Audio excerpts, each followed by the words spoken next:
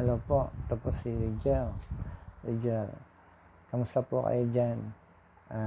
Sana po okay lang po kayo. Kamusta po mga OFW, mga taga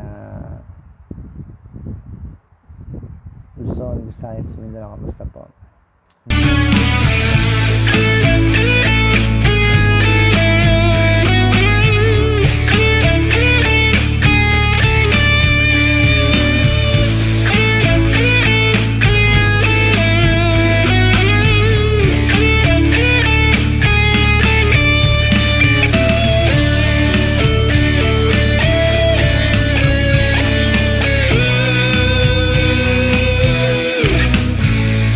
Nakapagkape na po ba kayo?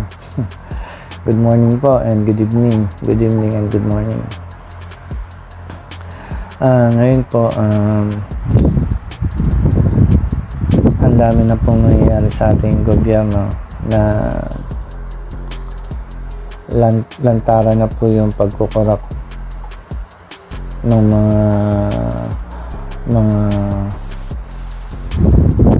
nasa gobyerno po. Nakakalungkot lang po talaga ng balita. Nakakalungkot po manood ng balita ngayon. Kasi po bad news po. Wala na pong good news. Dati po mayroon pa pong good news kahit 10% good news and 90% bad news. Ngayon po wala na po Bakit nga po ba? Dahil nga po sa hindi maganda pong pamamalakad ng mga nakaupo sa gobyerno. Ginagatasan po yung ating bansa. Pag po ang mga sakin sa pera ang nakaupo sa gobyerno natin, wala pong mangyayari. Alam naman po natin na kailangan ng taong bayan ang suporta po ng gobyerno. Bakit po ang gobyerno pa po ang nagpapahirap sa ating bansa? Kasi po ang namumuno po dito, pag ang isa pong pinuno ay hindi magaling or hindi ayos po, lahat po apektado. Ekonomiya, pamumuhay ng mga sambayang Pilipino, apektado po yan. Lahat po apektado. pati po mga budget ng pamahalaan apektado, mga benepisyo po apektado po. Kaya po ipagdasal po natin yung ating bansa, sa mga namumuno po ngayon, ipagdasal po natin na mabago po at tayo po yung magkaisa para mabago po yung sistema, kasi po tayo magsasuffer nito in next generation para ating mga anak. Ang maganda po dito ay mapalitan talaga po yung mga namumuno. Huwag po natin hayaan na tayo po ay magsuffer po sa mga ginagawa po nila. Sila po ay bulag na po sa nasilaw na po sila sa pera, kaya po ganun. Kaya po sila ay naapektuhan na po nung pagkasakim sa pera. Yun lang po yun. Pera lang po yung umiikot sa gobyerno natin. If you love money, money is evil. If you love, it causes all kinds of evil nga. Hindi po masama ang pera, pero pag ginos nyo na ang pera, nag-sign ka na, masama na po ito. Yun na po nangyayari sa ating gobyerno. Nasilaw na po sila sa pera, nabili na po yung prinsipyo nila, nabili na yung pagkatao nila ng pera. Hinayaan nila yung sarili nila na mabili.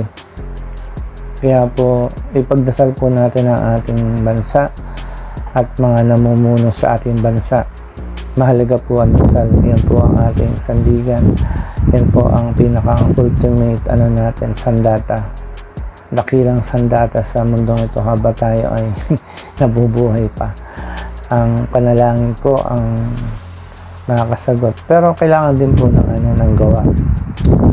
Kung kailangan din po natin gumawa, kailangan din tayong kumilos. Faith without works is dead nga, di ba?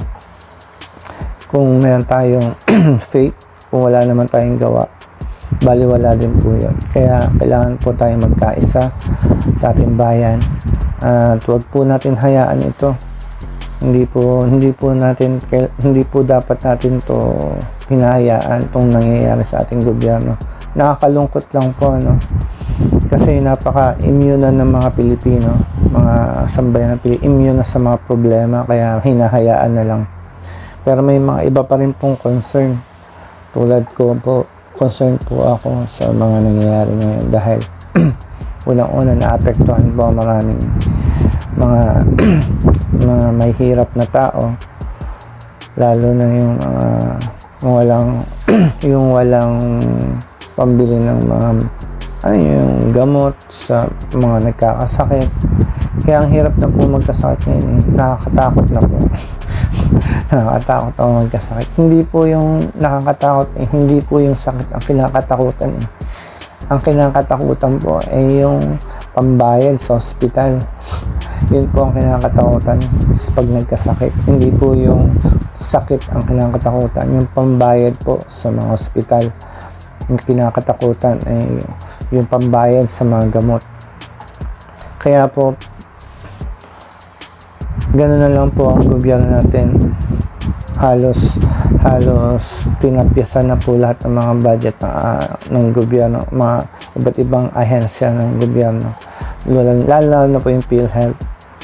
Dapat ang PhilHealth, nagkakaisa sila. Dapat ang PhilHealth ay kaagapay pag may nagkakasakit. Pero wala na po. Itong lambansa pong ito ay palubog sa utang dahil po sa corruption. Kung meron po sanang batas, kung mahuli na mahuli po na nagko-corrupt or corruption, tapos yung batas na yun non-bailable, meron po ba nung gano'n? Hindi ko po kasi alam yung mga batas ngayon mga batas po may gano'n na non-bailable, or ipakain na lang po sa buhaya, pwede na lang po gano'n. Pakain po sa buhaya, mahuli na ng kukurap. Pero yung sa ating pong bansa, hindi po nabibili po ng pera, nababayaran, kaya po hindi po sila nakukulong. Yun lang po yun. Lahat na babayaran po ng pera, kaya hindi po nakukulong.